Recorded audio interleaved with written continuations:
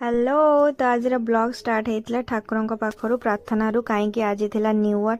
तो मुआ बन्या सकाल सकाल बाहरी जाइलु मंदिर मंदिर आसला हमको बहुत भोक लगी से आम टे खाई बरा तरकारी बरा तरकारी खाई सारापर आमर पुणी प्लान होता मंदिर जीवार सेटा भी लिंगराज लिंगराज मु बहुत टाइम रू जाई नथली तो मुझे कहले हो ठीक अच्छे चल जावा। तो बहुत लंबा भिड़ थिला लाइन थिला आपन तो देखि पारथुए आ मंदिर भितर जेहेतु फोन एलाउड नथिला तापरे आमे बाहरी की बिंदुसागर लाइट शो देखी बिंदुसागर लाइट शो को मैंने देखी कमेंट रे निहाती जानवे मु तो केबे भी देखी नथली एटा मोर फर्स्ट टाइम थिला। आ तापरे आमे टिके से पाख एरिया रे टिके बुलाबुली करथिलु मोर बन्यार आ तापरे आमे बाहरी जाइथिलु रूम को एठी से ओला करूची। तो मुझे भाविली वीडियोस करबा तापरे आमे जाइके पहुंची थिलु पास्ता खाया पे कहीं हमको भोक लगी सकाळ में केवल बरा तरकारी खाई बोलथुलु।